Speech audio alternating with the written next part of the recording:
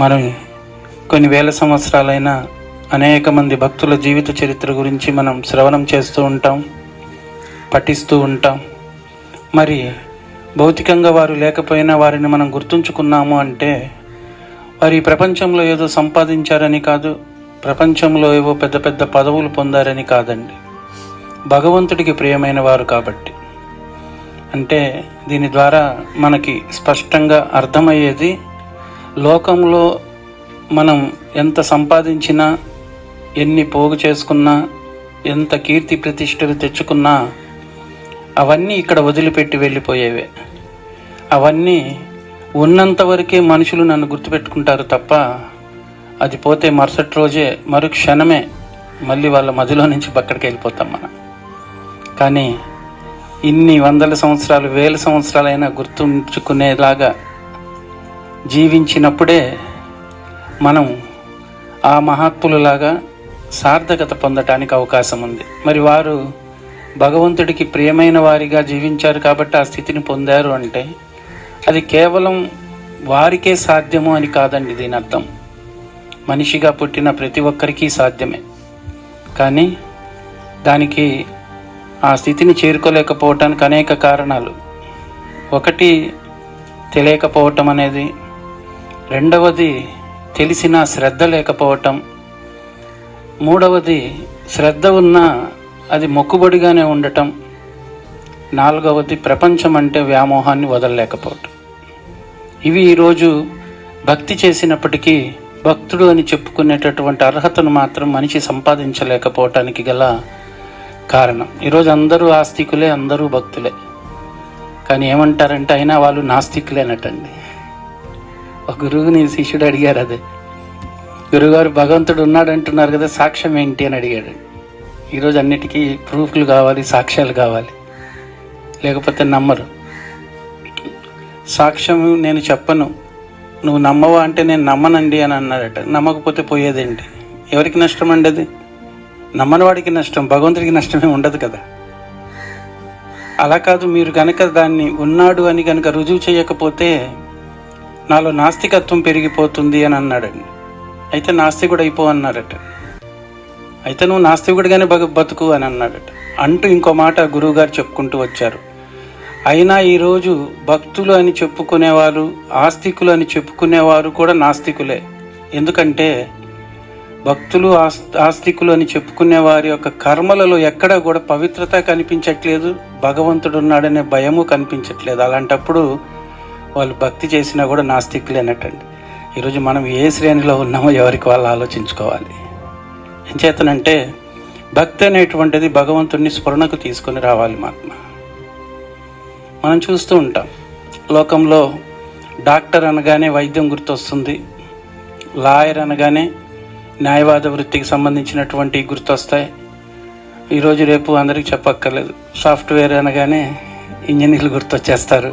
మన అందరి ఇళ్లలో ఎక్కువగా వినే మాట ఇది. అంటే ప్రపంచంలో ఏ వృత్తికి సంబంధించినటువంటి సంబోధన జరుగుతుందో వారికి ఆ పేరు పిలవగానే ఆ పేరు బట్టి వాళ్ళు చేసే వృత్తి గుర్తుకొస్తుంది. మరి భక్తుడు అనగానే భగవంతుడు గుర్తొస్తున్నాడా లేదా ఆలోచించాల్సిన విషయం. భక్తుడు అన్నప్పుడు మరి వేషమే కాదు కదా. అక్కడ వాళ్ళు కోటేసుకుంటే డాక్టర్ అయిపోలేదు, కోటేసుకుంటే లాయర్ అయిపోలేదు, లేకపోతే ఒక కంప్యూటర్ ముందు కూర్చుంటే సాఫ్ట్వేర్ ఇంజనీర్ అవ్వలేదు. అలానే ఇక్కడ కూడా కేవలం వేషాలు వేసుకునో ఏదో ఒక నియమితమైన సమయంలో, నియమితమైనటువంటి ప్రదేశంలో మనకు నచ్చినప్పుడు చేసేటువంటిది కూడా మన దృష్టిలో భక్తి అయి ఉండొచ్చేమో కానీ భగవంతుడు అంగీకరించటానికి, స్వీకరించటానికి మన శాస్త్రాలు చెప్పినటువంటి భక్తి అయితే అవ్వటానికి అవకాశం లేదని మహాత్ములు ఇక్కడ సందేశం ఇస్తున్నారు. అందుకని ఇక్కడ భక్తి అనగానే భగవంతుడు స్ఫురణకు రావాలి అని మనకి చెప్పటానికి గల కారణం. మనం చూస్తున్నాం ఎన్నో తీర్థ ప్రదేశాలు, తీర్థయాత్రలు, ఎన్నో మందిరాలు, ఉత్సవాలు, ఇలాంటివన్నీ జరుగుతున్నప్పుడు ఆ సమయంలో మనం భగవంతుడిని ఏమైనా అనుభవంలోకి పొందగలుగుతున్నామా? అది ఏదైనా కానివ్వండి. మనకి రేపు తొలి ఏకాదశి మొదలు అందరికీ ఈ పాటికి సిద్ధమై ఉంటాం మనం కదండి. తొలి ఏకాదశి అనేది అన్ని పండుగల్లో కల్లా శ్రేష్టమైనది. తొలకరిది మొదటిది. ఇక్కడ మనం ఏదైనా చేద్దాం. మన పూర్వీకులు మన సనాతన ధర్మంలో ఏ పండగలు కానీ ఏ విశేషమైనటువంటి రోజులు కానీ ప్రవేశపెట్టడానికి దానికి సంబంధించినటువంటివి ఆచరించమని చెప్పటం అనేది కేవలం పండగ కోసమైతే కాదు. మహాత్మ ఏదో వండుకుంటారు, తింటారు, నైవేద్యం పెట్టారు, ఈరోజు అయిపోయింది, మళ్ళీ తర్వాత చూద్దాం అనుకునే దానికోసమైతే మన పూర్వీకులు కానీ మన శాస్త్ర గ్రంథాలు పురాణాలు కానీ ఈ పండగలు చేసుకోమని చెప్పలేదు. దాని వెనక ఆధ్యాత్మికత ఉంది, దాని వెనక భక్తి ఉంది, దాని వెనక ఒక క్రమశిక్షణతో కూడుకున్న ఆధ్యాత్మిక జీవన విధానం ఉంది. ఇది ఈరోజు మనిషి తెలుసుకోవట్లేదు. వాళ్ళు చేశారు, మనము చేద్దాం. ఎవరైనా రేపు ఎందుకు చెయ్యాలని అడిగితే వాళ్ళని మనము తప్పు చేసిన వాళ్ళగా చూస్తాం. కానీ చేసే వాళ్ళకి ఎందుకు చేస్తున్నామో తెలియకపోయినా కూడా చూస్తాం. చేసేటప్పుడు తెలియకుండా చేసినా చెయ్యకపోయినా పెద్ద తేడా ఉండదండి. ఏ పనైనా కూడా ఏదో వాళ్ళు చెప్పారు మనం చేసామంటే దాని నుంచి వచ్చే ప్రతిఫలం ఏమి ఉండదు. మనకి తెలుసుకొని చేస్తే ఏదైనా కానీ దాని నుంచి మనం లబ్ధి పొందటానికి, దాని నుంచి వచ్చేటువంటి ఆనందం పొందటానికి మనకి అవకాశం ఉంటుంది. మనం ఈ తొలి ఏకాదశి గురించే కనుక మనం చెప్పుకుంటే అసలు ఆ రోజుని ఎందుకు అంత పవిత్రంగా మనం ఉండి ఉపవాసం ఉండటం కానివ్వండి, ఇక్కడి నుంచి ఒక 4 నెలలు చాతుర్మాస వ్రతాలు చేయటం కానివ్వండి, ఇవన్నీ ఎందుకు చేస్తున్నాము అనేది ఎంతమంది తెలుసుకొని ఈ పండుగను చేస్తున్నారు. ఇప్పుడు వద్దు ఇక్కడ మళ్ళీ తెలియదంటే బాగోదు అనుకుంటారు. మనసులోనే మనం అనుకుందాం, నాకు తెలుసా లేదా ఇదని. ఒకసారి చిన్నది మన పురాణాల్లో దాని గురించి చెప్పింది కనుక మనం తెలుసుకుంటే, తొలి ఏకాదశికి లేదా ఆషాఢ ఏకాదశిని కూడా అంటారట దీనికి ఎందుకు అంత ప్రాశస్త్యత, అంత విశిష్టమైనటువంటి ప్రాధాన్యత భక్తిలో ఆధ్యాత్మికతలో ఉంది అంటే, విష్ణువు నిద్రకు ఉపక్రమించే రోజు అటండి రేపు. మహావిష్ణువు శేషతల్పం పైన నిద్రించటానికి ఉపక్రమిస్తాడట. దాన్ని నిద్ర అనట్లేదు, యోగ నిద్ర అని చెప్తుంది శాస్త్రం.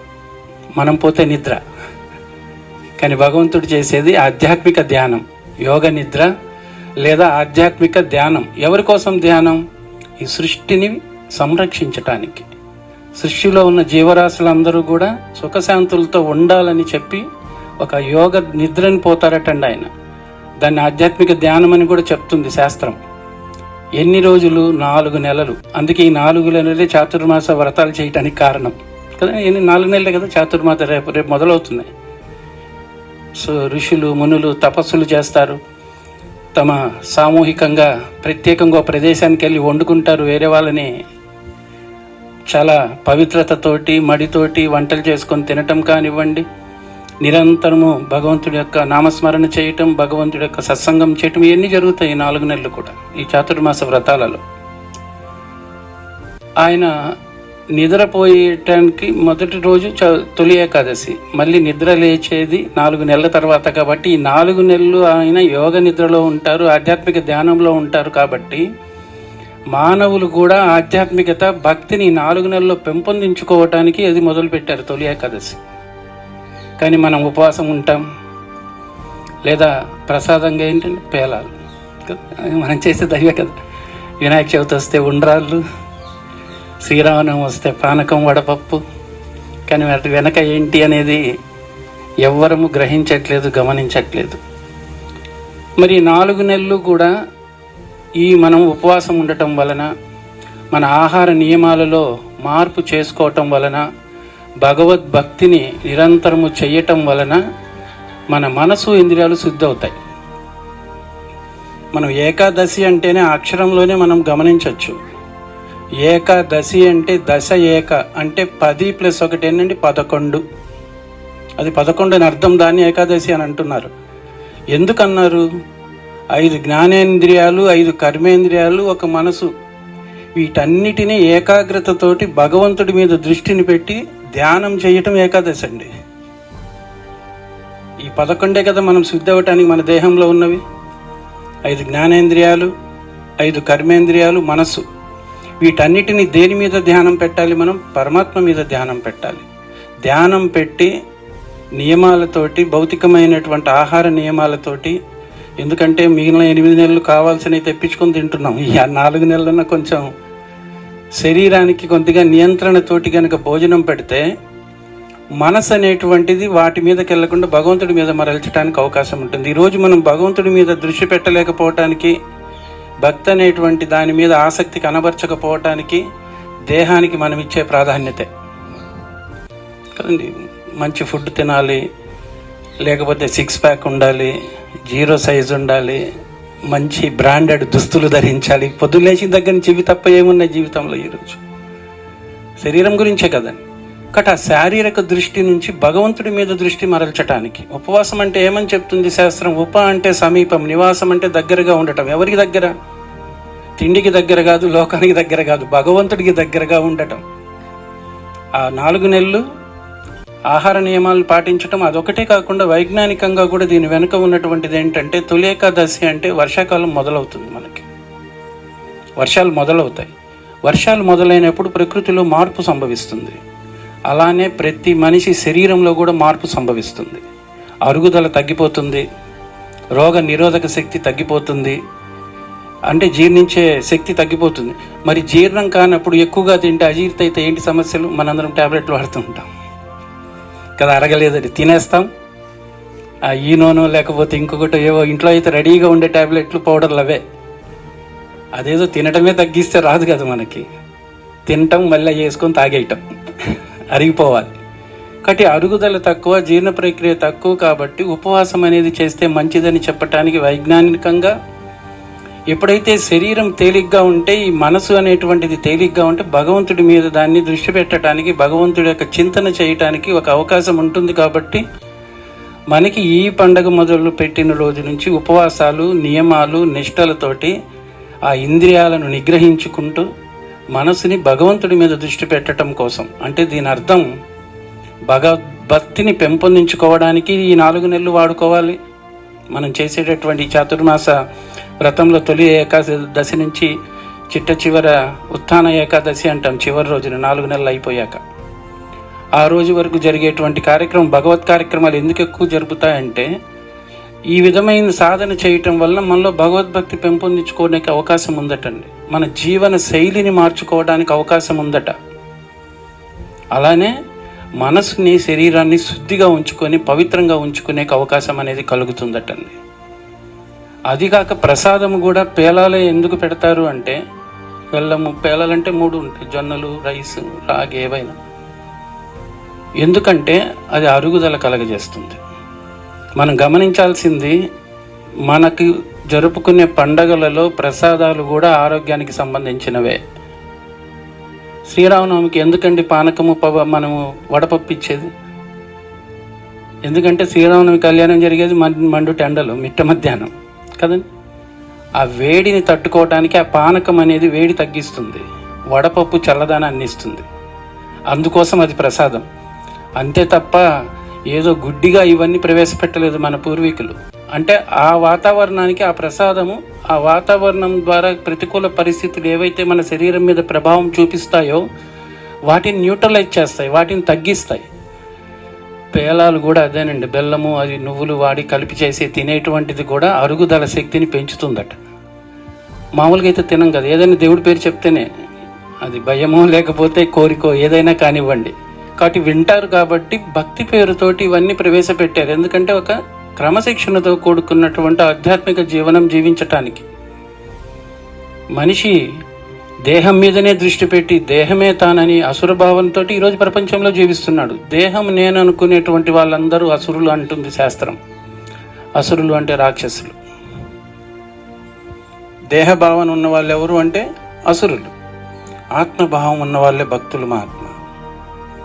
ఈరోజు ఆత్మ అనేటువంటిది మన సనాతన ధర్మంలో ఆత్మస్వరూపుడు అనే దానితోటే అది మొదలైనప్పుడు మన భక్తిలో అదే కనిపించకపోతే నేతి బీరకాయలో నెయ్యి చందనంలాగా మరి ఆ భక్తి దేనికోసం చేస్తున్నట్లు?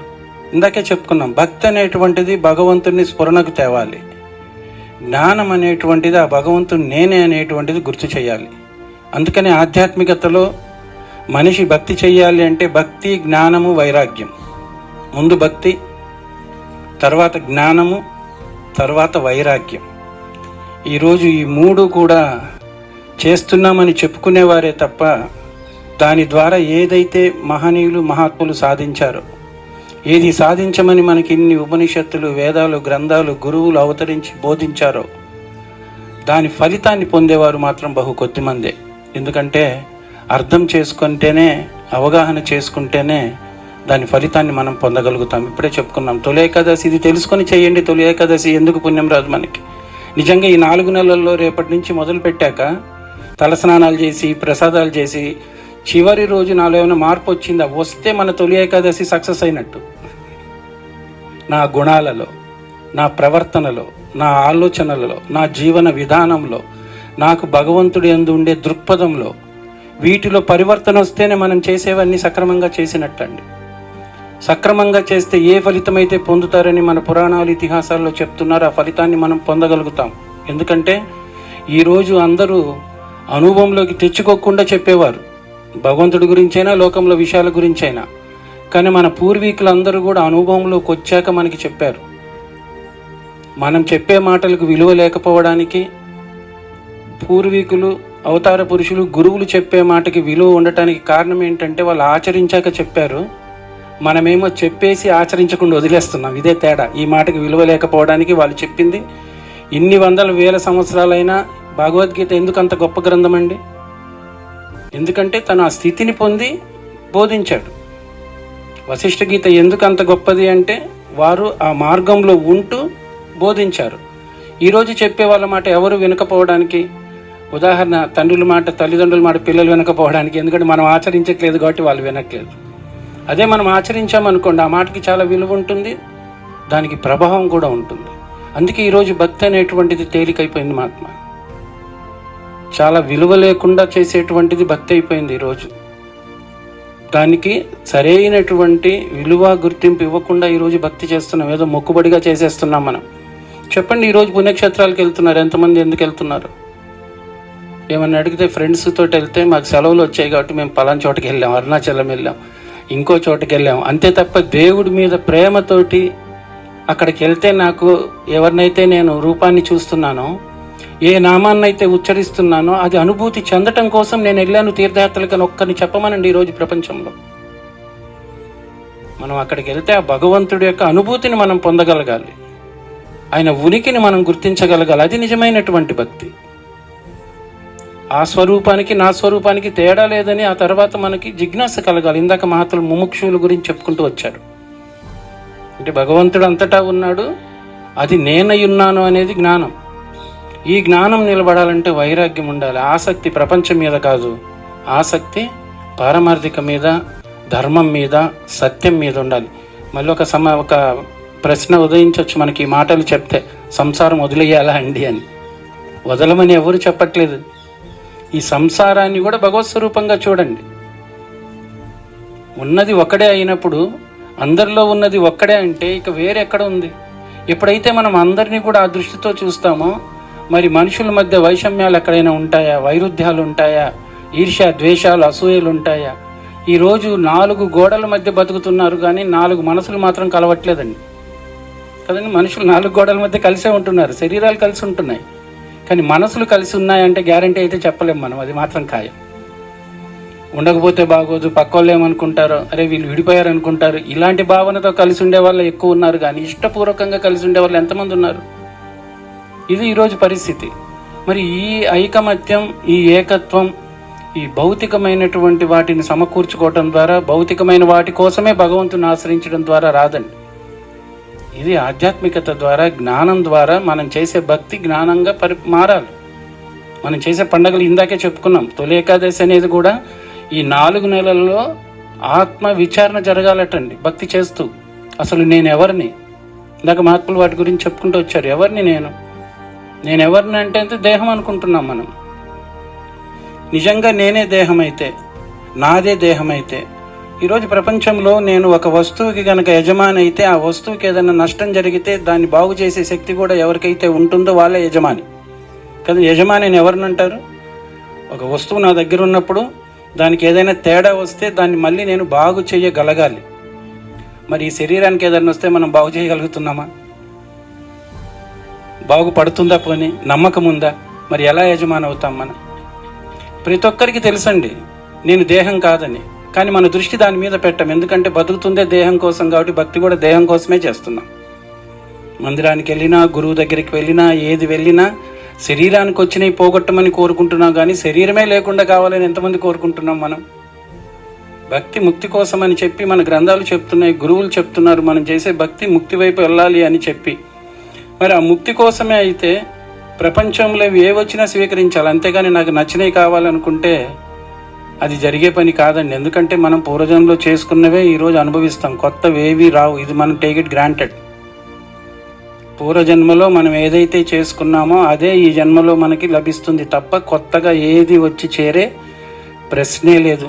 నిజంగా ఆలోచిద్దాం. మనం కృష్ణుణ్ణి పూజించేటప్పుడు కానీ, రాముణ్ణి పూజించేటప్పుడు, వెంకటేశ్వర స్వామి, ఎవరైనా మన ఇష్టదైవాన్ని పూజించేటప్పుడు మనకు ఆ కష్టాలు వద్దు, నా శరీరానికి రుగ్మతలు తగ్గించండి అని అడిగేటప్పుడు ఒక్కసారి ఆ భగవంతుడి యొక్క జీవిత చరిత్ర, ఆ భగవంతుడి యొక్క భక్తుల జీవిత చరిత్ర, వారు ఆయా సమయాల్లో పడినటువంటి జీవించినటువంటి జీవన విధానం తెలిస్తే మనం అడుగుతామండి.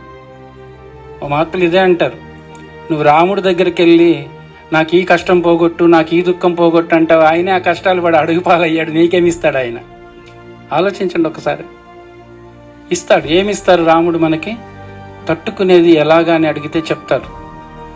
వశిష్ఠులు ఇచ్చిన జ్ఞానం నేను ఈ రకంగా తట్టుకోగలిగాను. నా అరణ్యవాసం, నేను ఏదైతే వనవాసం చేశానో ఆ వనవాసంలో రోజు సాయంత్రం పూట మహాత్ములు వచ్చి చేసిన సాంగత్యం నాకు ఈ శక్తినిచ్చిందని చెప్తారు. మనం అయ్యి అడగం. అసలు నువ్వు పడ్డా పర్వాలేదు, నాకు లేకుండా చేయమని అడుగుతాం దేవుడి దగ్గరికి వెళ్ళి. మనం ఆయన పడినటువంటి వాడే. నిజంగా పాండవులకి పుత్ర శోకము, అజ్ఞానవాసము, అరణ్యవాసం, ఇన్ని కష్టాలు అవసరమండి? కృష్ణుడు తలుచుకుంటే ఎంతసేపు? మరి ఇచ్చాడేమన్నా? మరి మనం అడగటం అనేది భావ్యమా? ఆయనకు పాండవులంటే ఇష్టం. మరి అంత ఇష్టమైనప్పటికీ కూడా వాళ్ళ కర్మను వాళ్ళు అనుభవించమని, ఆ కర్మను అనుభవించటానికి ధైర్యం ఇచ్చాడు తప్ప, ఆ కర్మను అధిగమించడానికి తను ఉన్నానని చెప్పి భరోసా ఇచ్చాడు తప్ప, దాన్ని ఎదుర్కోవటానికి కావాల్సిన జ్ఞానం ఇచ్చాడు తప్ప ఎక్కడన్నా కష్టాలు తప్పించాడా? మరి మన భక్తిలో అది ఉందంటే మనం ఏ భక్తి చేస్తున్నామో ఆలోచించాలి మహాత్మ. అందుకనే మనం చేసే పండగలు కూడా మనము భౌతికమైన దానికి అతీతమైనటువంటి పరమాత్మ యొక్క తత్వాన్ని తెలుసుకొని, మీరు సుఖమైన దుఃఖమైన సమంగా స్వీకరిస్తూ దానికి అతీతమైనటువంటి జీవన్ముక్త స్థితిలో ఉండమనే బోధించాయి. ఏదైనా తీసుకోండి, ఏ గ్రంథాలు తీసుకున్నా, ఏ ఉపనిషత్తులు తీసుకున్నా, ఏ వేదాల్లో ఉన్నటువంటి వాటిని తీసుకున్నా, మనం భగవద్గీత తీసుకుందాం, అందరికీ బాగా పరిచయం ఉన్నటువంటిది. 18 అధ్యాయాలు విషాదంతో మొదలవుతుంది కదండి. అంటే మనిషి జీవితం విషాదంతో మొదలవుతుంది చెప్పడమే అది. మరి ఆ విషాదం పోవడానికి ఏం చేయమని చెప్పాడు భగవంతుడు? ముందు 3 షట్కాలుగా కనుక దాన్ని విభజిస్తే, ముందు చెప్పిందంతా కర్మయోగం, మధ్యలో ఉన్నటువంటిదంతా భక్తి యోగం, చివరిదంతా జ్ఞానయోగం. అంటే దీని అర్థం కర్మలు ఆచరించాలి. ఏ విధంగా ఆచరించాలి? నిష్కామ భావంతో. ఏమంటారు? కర్మలు చేయడం వరకే నీకు అధికారం ఉంది తప్ప కర్మ ఫలితం మీద నీకు ఎలాంటి అధికారం లేదు అర్జున. అలా అని చెప్పి కర్మలు మానటానికి వీల్లేదు. మళ్ళీ నాకేం ఉపయోగం లేదు, నేను ఎందుకు చేయాలి? ఈరోజు భక్తి అయినా అంతే కదండి. అక్కడికి వెళ్తే నాకేం రానప్పుడు ఎందుకు వెళ్ళాలి? కానీ అది భగవంతుడి మాటకి వ్యతిరేకమా, భగవంతుడి మాటకి అనుకూలమా? మరి భగవంతుడి మాటకి వ్యతిరేకంగా నేను నడుస్తూ భగవంతుడి అనుగ్రహం అనేది కలుగుతుందా మనకి? చిన్న ఇంట్లో నా మాట వినకపోతే నా కొడుకే కాదంటాం మనం, నా ఆస్తి నీకు ఇవ్వనంటాం మనం. మరి భగవంతుడి మాటకి వ్యతిరేకంగా మనం ప్రవర్తిస్తూ, నాకు నచ్చినట్లు భక్తి చేస్తూ, నేను కోరుకున్నట్లు ఆయన దగ్గర పిచ్చి పిచ్చిగా మాటలు ప్రలాపనలు ప్రేలుతూ మళ్ళీ నువ్వు నా మీద అనుగ్రహం చూపించాలి అంటే సాధ్యమయ్యేది. కర్మలు చేయడం వరకే, ఫలితం మీద నీకు ఎలాంటి అధికారం లేదన్నారు. అది నిష్కామ కర్మ చేయమని చెప్పారు. ఎందుకు చేయమన్నారు? ఎప్పుడైతే మనం నిష్కామ కర్మ చేస్తామో మన దేహం అనేది పవిత్రమవుతుంది, శరీరం అనేటువంటిది పవిత్రమవుతుంది. ఆ తర్వాత భక్తి చేయమన్నారు. భక్తి ఎలా చేయమన్నారు? భక్తుడి లక్షణాలతో కలిగి ఉండాలి, ఎవరిని ద్వేషించకూడదు. ఎందుకంటే అందరిలో ఉన్నది ఒకటే కాబట్టి. భక్తిలో ఎక్కడైనా ఇప్పుడు చేసే భక్తి గురించి ఎక్కడన్నా భక్తి యోగంలో ఉందా? భగవద్గీతలో ఎక్కడ లేదండి. భగవంతుడి గుణాలు చెప్పుకుంటూ వచ్చారు, మనం ఏ రకమైన గుణాలు అలవర్చుకోవాలో చెప్పుకుంటూ వచ్చారు. నిష్కామ కర్మ చేస్తూ ప్రేమతో కూడుకున్నటువంటి భగవంతుడు అంటే ప్రీతి కలిగేటటువంటి స్థితిని భక్తి ద్వారా చేరుకొని జ్ఞానాన్ని పొంది చివరికి ఏమన్నారండి? చివరి అధ్యాయం పేరు మోక్ష యోగం కాదు, మోక్ష సన్యాసం. అది కూడా వదిలేయమన్నారు. మోక్షాన్ని కూడా ఎందుకు వదిలేయమన్నారు? ఎందుకంటే ఆ మోక్షం నువ్వే కనుక. వేరేది అయినప్పుడే కదా నాకు పొందాలి అనుకునేది. నిర్వాణ షట్కంలో ఏం చెప్తారు ఆదిశంకరాచార్యుల వారు? నా మోక్షం, నేను మోక్షం కూడా కాదు. ఎవరు అంటే చిదానంద రూపం శివోహం శివోహం. నేనే శివుడైతే ఇంక మోక్షం ఏంటి అంటే ఆ స్థితికి చేరుకోవటం భక్తి. భగవద్గీత 18 అధ్యాయాలు అదేనండి. మరి పారాయణం చేస్తున్నాం, ఏం తెలుసుకుంటున్నాం మనం? ఇవన్నీ మనకి సద్గురు చరణాలను ఆశ్రయించినప్పుడు దీని గురించి మనం విచారణ చేస్తాం. భక్తిలో విచారణ అనేది చాలా ముఖ్యం. ఆత్మ తత్వ విచారణ. ఎందుకంటే మోక్ష ద్వారానికి 4 ద్వారపాలకులు ఉంటారు. ఆ 4లో ఒకరు తత్వ విచారణ, ఇంకొకరు సత్సంగం, ఇంకొకరి తపస్సు, ఇంకొకటి దయ. ఈ 4 ద్వారపాలకులు. ఈ గుణాలు ఏవీ లేకపోతే వాళ్ళు ఎవరు మోక్షమే పొందలేరు. మరి ఆ విచారణే జరగకపోతే నేను రాముని పూజిస్తున్నాను, మంచిది. రామనామము, రాముడి రూపాన్ని పూజించటం అనేటువంటిది భక్తి. కానీ నేను పూజించేటటువంటి రాముడి యొక్క తత్వాన్ని తెలుసుకొని పూజించటం అనేది జ్ఞానం. రామనామాన్ని, రాముడి రూపాన్ని పూజించేది సాకార భక్తి. రామతత్వాన్ని తెలుసుకొని ఆరాధించేది నిరాకార భక్తి. 2 వేరు కాదండి. సాకారము నిరాకారానికి తేడా చెప్తారు రామకృష్ణ పరమహంస గారు. ఒక ఐస్ ముక్క తీసుకుంటే అది కొద్దిసేపటికి ఏమైపోతుందండి? కరిగి నీరైపోతుంది. ఐసు ముక్క సాకారం, కరిగితే నీరైతే నిరాకారం. మనం విగ్రహాన్ని ఎందుకు పూజించాలి అంటే నిగ్రహం కోసం. పరిమితంగా ఉన్నాడు అనుకుంటేనే కదా అంతటా ఉన్నాడని నమ్మేది. అసలు లేడనుకున్నవాడు ఎక్కడ నమ్ముతాడు ఇవన్నీ కూడా? కాబట్టి మనము ఆ రూపాన్ని చూసి ఆ తర్వాత రూపరహితమైనటువంటి అనంతమైనటువంటి విశ్వమంతా అనేది అది నాలోనే ఉంది, అది నేనై ఉన్నానని తెలుసుకోవటమే జ్ఞానం.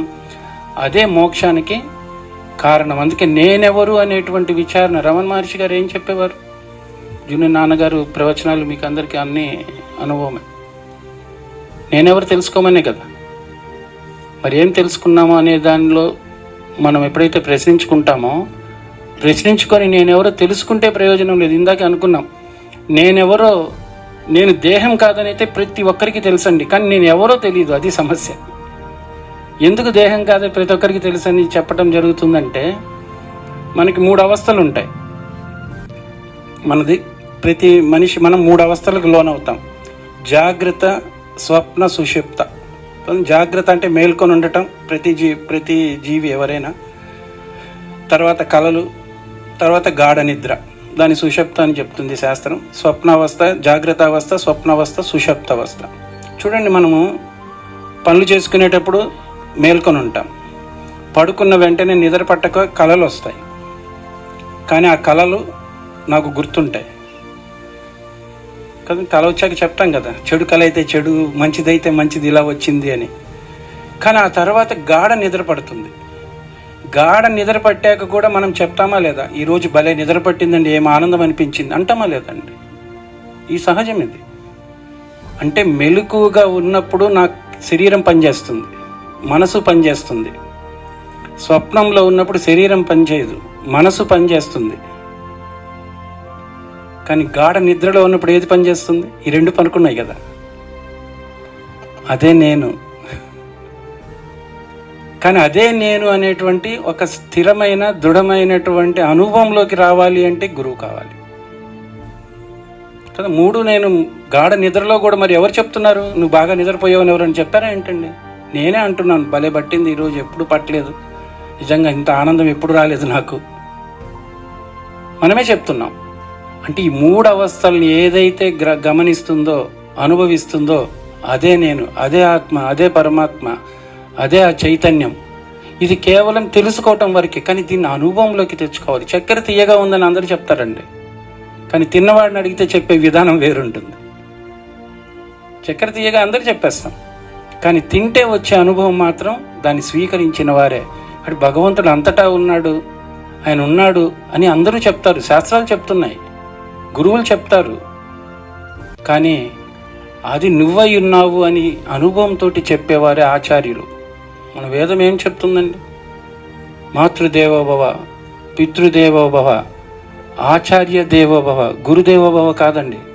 మనం అనుకోవచ్చు గురువుకి ఆచార్యుడికి తేడా ఏంటని. రావాలని ప్రశ్నలు మనకి. గురుదేవోభవ అనట్లేదు, ఆచార్య దేవోభవ. ఆచరించి చెప్పేవాడు ఆచార్యుడు, అందరికీ మాటలు చెప్పేవాడు గురువు. ఈరోజు అందరు గురువులు ఎక్కువైపోయారు, చిలక పలుకులు పలికే వాళ్ళే ఎక్కువ ఉన్నారు. ఆచార్యుడు ఎవరు అంటే శాస్త్రం ఏమంటుంది అంటే, తను ఏది ఆచరిస్తున్నాడో తన చెంతకు వచ్చిన వాడి చేత చేసేవాడు. తను ఏది ఆచరిస్తున్నారో తన దగ్గరకు వచ్చిన వాళ్ళ చేత కూడా ఆచరింప చేసేవాడు. తను ఏది దర్శించాడో తన దగ్గరకు వచ్చిన వాళ్ళ చేత కూడా దర్శింపజేసేవాడు ఆచార్యుడు. వారినే సద్గురువు అని అంటారు. వారి దగ్గరికి వెళ్తేనే నేను ఏదైతే నా గాఢ నిద్రని నాకు గుర్తు చేసిందో, స్వప్నంలో కలలు గుర్తు చేసిందో, మేలుకున్నప్పుడు ఈ చూస్తున్న దాన్ని అనుభవిస్తుందో, దాని అనుభవం మనం తెచ్చుకోవచ్చటండి. అదే జ్ఞానం, అదే ఆత్మజ్ఞానం, అదే బ్రహ్మజ్ఞానం, అదే ముక్తికి సోపానం. ఇక్కడికి మనం భక్తి చేసేది అక్కడ ఆగిపోవటానికి, అది మెట్లన్నీ ఎక్కుతూ ఆ స్థితికి చేరుకోవటానికి. తొలి ఏకాదశి కూడా తొలిమెట్టే. అందుకనే ఈసారి మనకు తెలిసింది కాబట్టి 4 నెలల తర్వాత నాలో మార్పు ఏమన్నా వచ్చిందా, వెయిట్ తగ్గానా? భక్తి చేస్తే వెయిట్ కూడా తగ్గచ్చండి, డైటింగ్ చేయక్కల్లా. భగవంతుడి పేరుతో ఉపవాసం ఉంటే చాలు కదా. అంటే ఊరికనే చేయటం కాదు మహాత్మ భక్తి. దీని ఉద్దేశం ఈరోజు ఆటలైపోయిందండి భక్తి. నిజంగా చెప్పాలంటే భగవంతుణ్ణి రోడ్డు మీదకి తీసుకొచ్చాం మనం. ఆయన గుండెల్లో ఉన్నవాడిని బయటకు తీసుకొని వచ్చేసాం.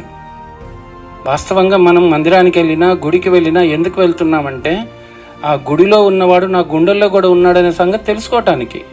తెలుసుకోకుండా అక్కడికి వెళ్ళి వచ్చేదే దానివల్ల ప్రయోజనం లేదండి. ఈరోజు మనిషి జీవితం ఎలా ఉంది అంటే, వాకింగ్ వెళ్తుంటాం మనం. ఈరోజు చాలామంది ఆరోగ్యం మీద ఎక్కువ కాన్షియస్నెస్ ఉంది కదా, వాకింగ్ వెళ్తూ ఉంటారు. కానీ వాకింగ్ బయటకు వెళ్ళలేక, కొద్దిగా మన డబ్బు ఉంది లేదా స్తోమత ఉంది, బయట నలుగురు ఉంటారు, ఏం వెళ్తాంలే అనుకుంటే ఇంట్లో ఒక ట్రెడ్మిల్ కొనుక్కుంటాం కదా. వాకింగ్ చేయడానికి ట్రెడ్మిల్స్ ఉన్నాయి. ఆ ట్రెడ్మిల్ మీద వాకింగ్ చేస్తే మీరు ఎంత దూరం వెళ్తారు బయటికి?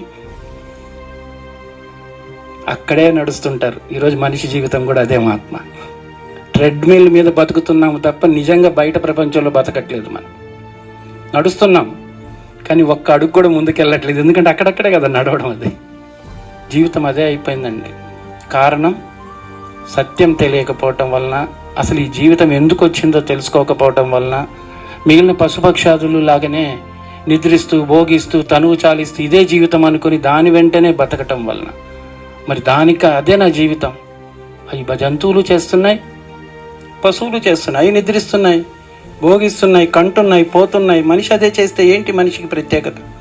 మరి మానవ జన్మ ఉత్తమమైందని చెప్పి ఎందుకంటున్నారు అంటే, తను మాధవుడి స్వరూపమే అని తెలుసుకోవటం కోసం ఈ జన్మ వచ్చింది కాబట్టి మానవ జన్మ ఉత్తమమైనది.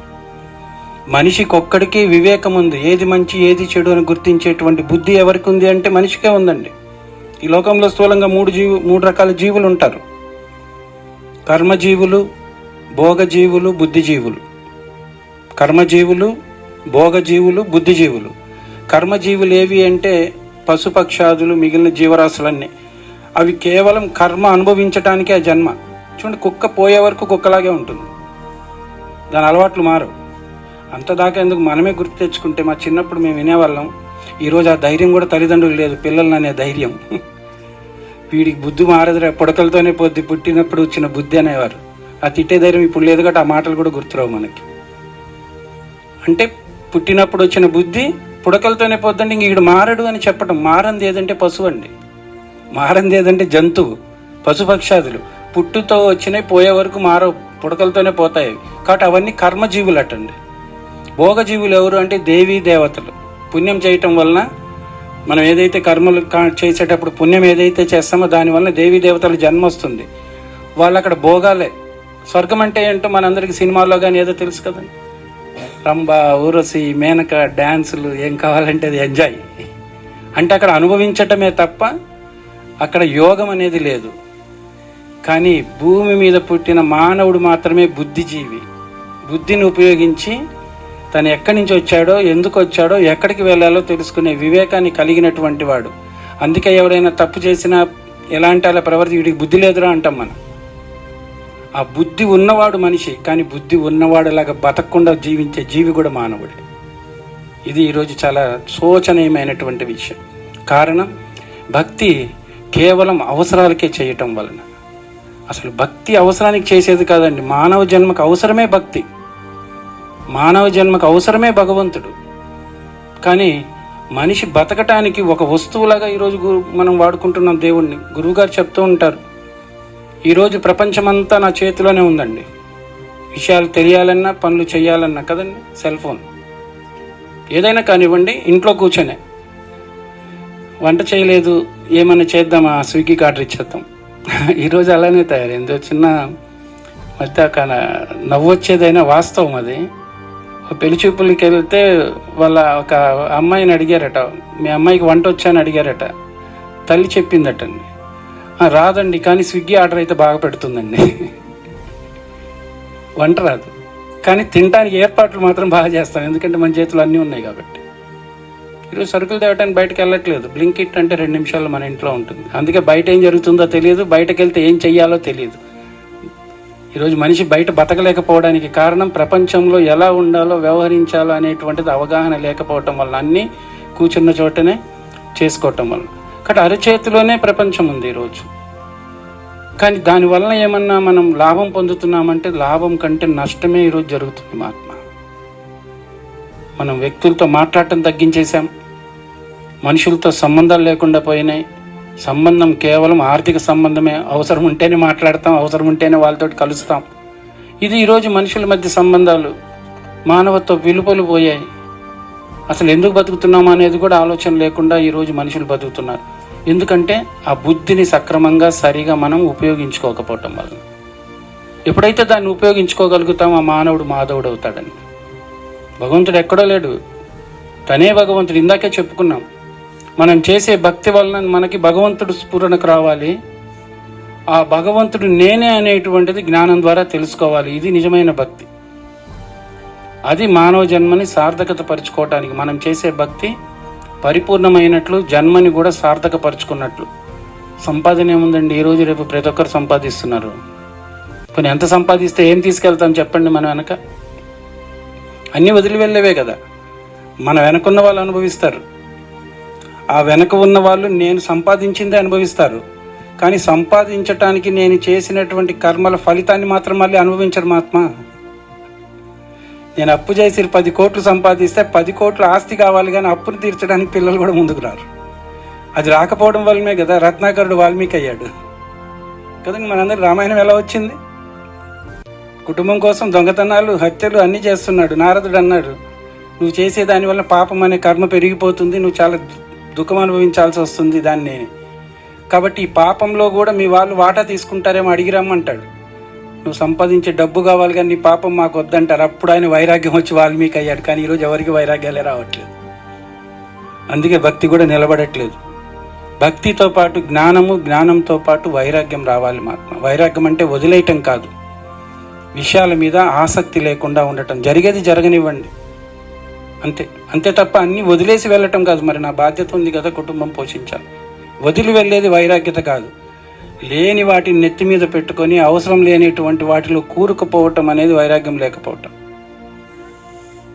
ఇది మనకి మహాత్ములు చెప్తున్నారు. మరి ఇవన్నీ భక్తికి సంబంధించినవి అయినప్పుడు నాకు ఇవన్నీ అక్కర్లేదు, కేవలం భగవంతుడికి పూజ చేస్తాను, వాళ్ళు చెప్పినప్పుడు వెళ్తాను, ఆయన నాకు అన్నీ ఇవ్వాలంటే అవసరం సాధ్యమా చెప్పండి? ఇవన్నీ మనం చేసే పండగల వెనుక ఉద్దేశం, మనం వెళ్ళే పుణ్యక్షేత్రాల సందర్శన, నోములు, వ్రతాలు, క్రతువులు అన్నిటి వెనక జ్ఞానమే ఉన్నప్పుడు, తినే ప్రసాదంలో కూడా జ్ఞానం ఉన్నప్పుడు, మరి వాటికి ప్రాధాన్యత లేకుండా భగవద్భక్తి చేస్తే ఆ భక్తి మనకి ఆనందం ఇస్తుందా?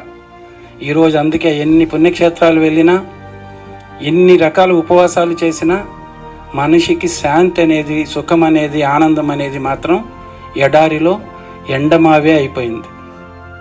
కానీ భగవంతుడు నేనున్నాను, నేను ఇస్తానని ఆయన సిద్ధంగానే ఉంటున్నాడు.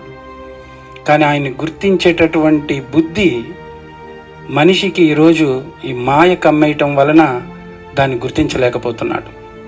మాయ అంటే ఏదో కదండి, మన కోరికలే మాయ. భగవద్గీతలో కృష్ణ భగవానుడు అంటారు, కోరిక లేకుండా ఉంటే చాలు మీరు ముక్తిని పొందుతారు అని. ఆ కోరిక ఈరోజు అన్ని అనర్థాలకి కారణం. నరక ద్వారానికి ముగ్గురుంటా 3 ద్వారాలు ఉన్నాయంటారు ఆయన. కామము, క్రోధము, లోభము, ఈ 3 నరక ద్వారాలటండి. ఈరోజు అందరూ ఆ నరకంలోకి వెళ్ళడానికి ఇష్టపడుతున్నారు తప్ప దాని నుండి బయటపడటానికి మాత్రం ఇష్టపడట్లేదు. కోరికలు తీర్చుకోవాలనుకుంటున్నారు, తీరకపోతే కోపడుతున్నారు. నాకే ఉండాలి, ఇంకొకటికి ఉండకూడదు అనుకుంటున్నారు. దుర్యోధనులాగా వాళ్ళ వంశం పోయిందండి అలా అనుకోవటం వలన కదండి. మయసభ పాండవులకు ఉంది అనేది అసూయ వచ్చింది. తండ్రి అన్నాడట, ఇలాంటి 100 మైసభలు కట్టిస్తానని. వద్దు, నాకు అదే కావాలి, ఎందుకంటే నా దగ్గర ఉన్నది ఇంకొకటి దగ్గర ఉండకూడదు. ఈరోజు మనిషికి మనస్తత్వం ఆత్మ. మరి ఇవి నరకానికి ద్వారాలు కాకపోతే స్వర్గానికి ద్వారాలా? ఆనందమయ జీవనానికి ఏమన్నా ముఖ ద్వారాలా? కాబట్టి భక్తి ఏదో మొక్కుబడిగా చేసేది కాదండి, విచారణ చేయాలి. మాకు ఈరోజు గురువు అదే చెప్తున్నారు. సనాతనంగా భక్తులు, సంతులు, ముక్తిని పొందిన వాళ్ళందరూ ఆచరించినటువంటిది, నడిచినటువంటి మార్గం ఇది. మనం భగవద్గీత ఇందాకే చెప్పుకున్నాం. ఏం చెప్తుంది? ఫస్ట్ కర్మయోగము, భక్తి యోగం, చివరిది జ్ఞానం. ఉపనిషత్తుల్లో కూడా మన వేదాలు కూడా 3 భాగాలుగా విభజింపబడ్డాయి. కర్మకాండ, ఉపాసనకాండ, జ్ఞానకాండ. వేదాంతము అంటే అర్థం ఏంటంటే వేదాంతాల్లో చివర ఉపనిషత్తులు ఉన్నాయి. అంతము అంటే చివర, జ్ఞానం చివరుంది. ఎందుకు? ఈ కర్మ, భక్తి, ఉపాసన వలన ముందు శుద్ధి అవ్వాలి మనం. కర్మ వలన శరీరము, ఉపాసన వలన మనసు. ఎప్పుడైతే ఈ 2 పవిత్రం అవుతాయో జ్ఞానం అనేది అబ్బుతుంది. గురువుగారు ఏమంటారంటే, మలినంతో కూడుకున్న సరస్సులో నీ ముఖాన్ని నువ్వు చూడలేవు. You cannot see your image in a dry lake. ఎండిపోయినటువంటి మలినాలతో ఉన్నటువంటి సరస్సులో మన ముఖం కనిపించదండి. కానీ ఎప్పుడైతే కనుక అది స్వచ్ఛంగా ఉంటుందో నా ముఖాన్ని నేను చూడగలుగుతాను. మరి నాలో అంతర్యామిగా ఉన్న భగవంతుణ్ణి నేను చూడాలి, ఈ ప్రకృతిలో అంతటా కూడా అన్నిట్లో ఉన్నాయని నేను చూడాలి అంటే ముందు ఆ మలినం అనేది పోవాలి, శుద్ధవ్వాలి. శుద్ధవ్వటానికే మనం చేసేటువంటి వ్రతాలు, ఉపవాసాలు, తీర్థయాత్రల సందర్శన. ఆ ఉద్దేశమే లేకుండా అవి చేస్తే అది ఒక కర్మ అవుతుంది, కర్మకి జన్మ ఉంటుంది.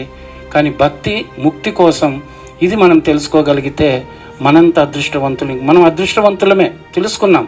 కానీ తెలుసుకున్న దాన్ని అనుభవంలోకి తెచ్చుకోవటానికి సాధన చేయాలి మహాత్మ. ఎందుకంటే లోకంలో పొందటానికి ప్రయత్నం అక్కర్లేదు. కానీ ఇది అనుకోం, నేను చేశాను, నా వలన వచ్చింది, నా వలన వస్తే అందరూ కష్టపడుతున్నారు, అందరికి వచ్చేస్తుందా? కానీ భగవంతుని పొందటానికి అయితే ప్రయత్నం చేయవలసిందే. అందుకే ప్రయత్నశీలుడే నన్ను చేరుకుంటాడు అంటాడు. కానీ ఇక్కడ లోకంలో మనం అంతా తలకిందులుగా ఉంటాం కాబట్టి లోకంలో పనులకి ప్రయత్నం చేస్తాం. భగవంతుడి దగ్గరికి వచ్చేసి మన కర్మలే రాసి ఉంటే వస్తారు. మనమే చెప్తూ ఉంటాం, మీ ఇంట్లో వాళ్ళు రాలేదంటే వాళ్ళకి రాసి పెడితే వస్తారు మహాత్మ, ఏమొస్తారు వాళ్ళు. కానీ ఇక్కడ భగవంతుడేమో ప్రయత్నం చేస్తేనే నేను దొరుకుతానంటున్నాడు, మనమేమో వాళ్ళకి రాసి పెడితే వస్తారంటున్నాం. ఏది సత్యం ఇక్కడ? కాబట్టి భగవంతుడి భాష మనకు అర్థం అవ్వాలంటే భగవంతుడి నియమాలు పాటించాలి, భక్తి సరైన భక్తి చేయాలి. అప్పుడే ఆ భాషను అర్థం చేసుకోగలుగుతాం. భాష అర్థం కాకపోతే చేసే పనులు విచిత్రంగా ఉంటాయి. ఈరోజు మనుషులు చేస్తున్నట్టుగా అవి సరైనవిగా ఉండవు. సరైనటువంటి భక్తి చేయకపోతే జన్మ లక్ష్యం సాధించడం. రండి సాధమా పురుషులారా, అటువంటి గొప్ప స్థితి పొందటానికి జన్మ వచ్చింది అంతే తప్ప జంతువుల్లాగో పశువులాగో కనేసి అయిపోయింది ఇంత సంతానం ఏం ఉపయోగం అండి? సంతానం చెప్పుకొని నిజంగా ఇప్పుడు సంతానం అనుకుంటున్నాం, ఆ సంతానం మనం తలెత్తుకునేలాగా ఉంటున్నారా ఎవరన్నా? పోనీ మన దగ్గర ఉంటున్నారా? ఎవ్వరు ఎవరి దగ్గర ఉండరు. మనం ఈ లోకంలోకి దిగంబరంగా వచ్చాం, ఖాళీ చేతులతో వచ్చాం. దిగంబరంగా ఖాళీ చేతులతోనే వెళ్ళాలి. కానీ అలా వెళ్ళకుండా ఉండే మార్గం భక్తి మార్గమే, జ్ఞాన మార్గమే. వివేక చూడమనిలో అంటారు, నీ భార్య గుమ్మం వరకు వస్తుంది, నీ హితులు, పుత్రులు, మిత్రులు శ్మశాన వాకిటి వరకు వస్తారు. ఏ విధంగా అంటే గొడ్ల చావిడిలో గేదెని కట్టేస్తే తాడు ఎంతవరకు ఉందో అంతవరకే బయటికి రాగలదు తప్ప దాటి రాలేదటండి. నీ వెంట వచ్చేది నీవు ఆచరించిన సత్కర్మలు, నీవు పొందిన జ్ఞానం, నీ యొక్క భక్తి మాత్రమే అని చెప్పుకుంటూ వస్తారు. మనం తెలివైన వాడు వెంట వచ్చే వాటి కోసం ప్రయత్నిస్తాడా, వదిలి వెళ్ళే వాటి కోసం ప్రయత్నిస్తాడు? ఇది ఎవరికి వాళ్ళు ఆలోచించుకోవాల్సింది. ఆ వివేకము మనిషికే ఇచ్చాడు. మనిషి అది ఆలోచించకపోతే ఆ జన్మ వృధా అనే మహాత్ములు చెప్తున్నారు.